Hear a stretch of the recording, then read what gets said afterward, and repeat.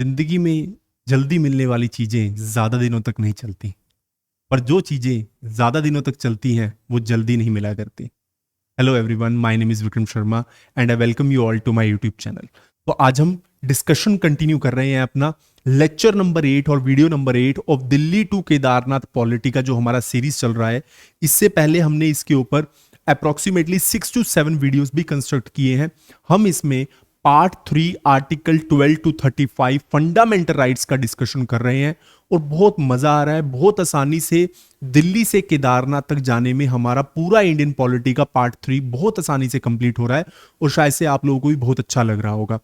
जो लोग इस लेक्चर को पहली बार सुन रहे हैं उन्हें यहां से भी समझ आ जाएगा, बट मैं उन्हें रिक्वेस्ट करूंगा कि अगर आपको पूरी कहानी समझनी है तो आप पहले के 7 वीडियोस को जरूर देखिए हमारे, और आपको एक कंटिन्यूम मिलेगा कि कैसे हमें पूरा इंडियन पॉलिटी सर ने इतनी आसानी से करवा दिया। मैंने काफी एफर्ट दिया है इसको, because that's why we have written it's a spiritual constitutional journey. तो इस लेक्चर के अंदर हमने आर्टिकल 19 तक हम लेक्चर लास्ट में कंप्लीट कर चुके थे और आज हमारा नेक्स्ट लेक्चर जो आर्टिकल 20 पर है, that is protection in respect of conviction for offences. मतलब हमारे संविधान में अगर किसी ने कोई क्राइम भी किया है, कोई ऑफेंस भी किया है, तो उसको भी एक फेयर हियरिंग दी जाती है, उसको भी आवाज उठाने का मौका दिया जाता है। जैसे कि अजमल कसाब 2611 ताज बॉम्बे टेरर अटैक्स है ना, तो a work that could be done by a bullet of ₹50 was done by a expenditure of ₹50 crore. ऐसा क्यों? क्योंकि हम एक फेयर हियरिंग देना चाहते हैं। हम चाहते हैं कि दूसरी पार्टी को भी आवाज मिले, चाहे हमें पता है कि कसाब नहीं किया, बट अगर हम उसको डायरेक्ट फांसी पे चढ़ा देंगे तो ये डेमोक्रेसी के बेसिक प्रिंसिपल्स की फिलॉसफी को हिलाकर रख देगा। तो इसलिए हर एक को आवाज, पूरी आवाज दी जाती है कि आप अपनी आवाज उठाइए, चाहे वो कोई रेपिस्ट हो, चाहे वो मर्डरर हो, चाहे वो टेररिस्ट हो, चाहे वो कोई भी इंसान हो। एक फेयर हियरिंग देना संविधान में दिया गया है। और आर्टिकल 20 को समझने के लिए हमें 3 पॉइंट्स को समझना होगा। Article 20 clause 1 ex post facto law और post hoc, article 20 clause 2 double jeopardy and article 20 clause 3 self incriminating evidence. Students कई बार भागते हैं इस टॉपिक से, मैंने देखा है। बड़ा इंटरेस्टिंग टॉपिक है यार ये तो। दोस्तों आपको इस टॉपिक को बहुत अच्छे से समझना चाहिए और आपके वैसे पर्सनल लाइफ में भी बड़ा काम आ सकता है ये। तो पहले आप समझ लीजिए क्या है article 20 clause 1 ex post facto law और पोस्ट होक क्या कहता है। ये क्या बेसिकली, पहले आप बेसिक को समझिए। ऑफेंस 2 प्रकार का है, क्रिमिनल, सिविल एंड क्रिमिनल। आप लोगों के लिए जानना इतना ही बहुत है कि सिविल ऑफेंस वो है जिसके अंदर पेनल्टी का डिमांड किया गया है या फिर पेनल्टी इंपोज किया गया है। क्या सिविल अपराध में, सिविल ऑफेंस में इंप्रिजनमेंट नहीं हो सकता? हो सकता है, बट उसमें बहुत कम चांसेस हैं उसके, या फिर उसका डिमांड नहीं किया गया। बट क्रिमिनल ऑफेंस में पेनल्टी प्लस इंप्रिजनमेंट मैंडेटरी है। याद रहेगा आप सबको? बिल्कुल याद रहेगा, मेरे को पता है। अब मैं जा रहा हूं एक्स पोस्ट फैक्टो लॉ पे और पोस्ट होक पे।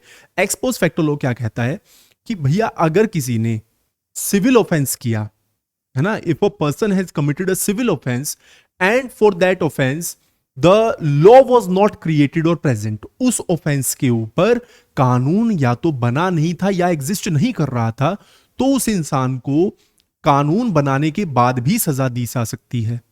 कानून बनाया जाएगा और उसको सजा दी जाएगी क्योंकि वो सिविल ऑफेंस है।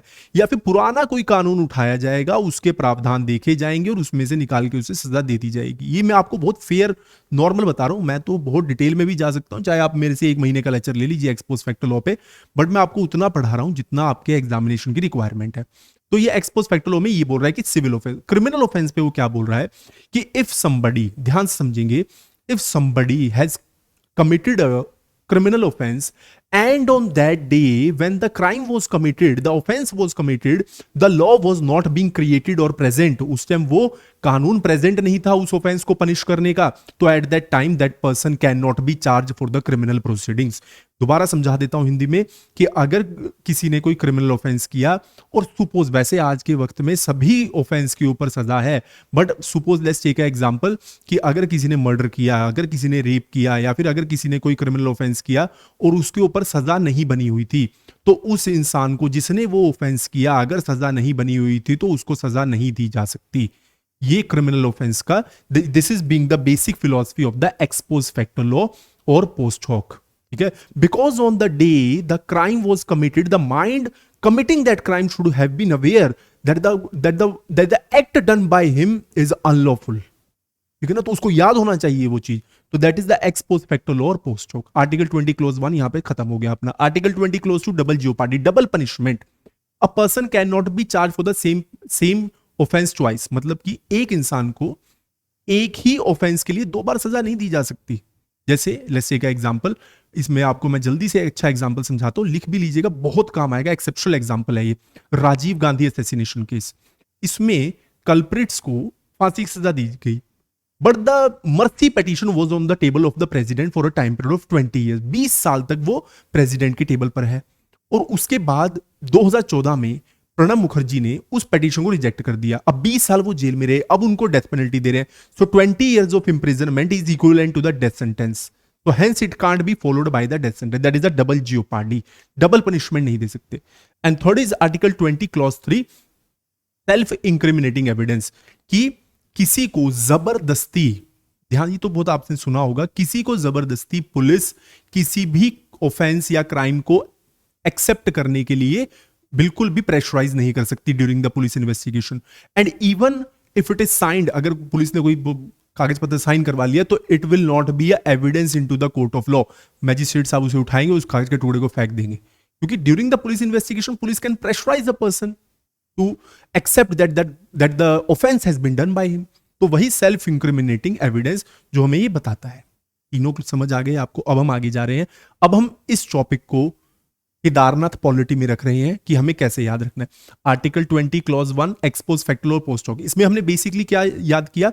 Retrospective effect, past effect. यही था ना कि भाई लॉ बना हुआ है या नहीं बना हुआ, क्रिमिनल और सिविल वाला, ठीक है। तो हमने इसको Kedarnath, Shiva is the past present and future.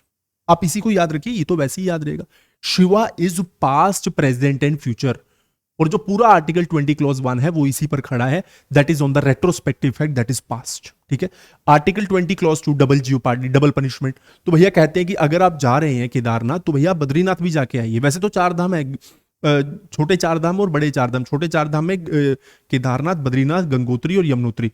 तो अगर आप केदारनाथ जा रहे हैं तो Badrinath double, article 20 clause, okay. Article 20 clause 3 self incriminating evidence, कि किसी को जबरदस्ती नहीं प्रेशराइज किया जा सकता ड्यूरिंग द पुलिस इन्वेस्टिगेशन कि वो अपना जुर्म एक्सेप्ट करे, उसको उसके ऊपर दबाव डाला जाए। तो Shiva is the destroyer of the evils, ठीक है। तो इस तरीके से ये जर्नी है, ये कॉन्स्टिट्यूशन है, इस तरीके से आप इसको याद रख सकते हैं। और मैं आपको रिक्वेस्ट करूंगा कि आप उसको बनाइए पूरी कहानी को, जैसे हम केदारनाथ पॉलिटी को चला रहे हैं। आपको बहुत बहुत बहुत ही अच्छा लगेगा कि कितनी आसानी से हमारा पूरा केदारनाथ पॉलिटी, दिल्ली से केदारनाथ जाने में हमारा पूरा टॉपिक ही कंप्लीट हो गया भैया। दोस्तों आपको बहुत अच्छा लगेगा कि हमने इतनी आसानी से इतने टॉपिक्स को कर लिया। और अभी तक I am proud of you कि आप सबने अभी तक आर्टिकल 20 तक टॉपिक कंप्लीट कर लिया है। अब हम आगे आर्टिकल 21 पर जाएंगे। Thankful to all of you.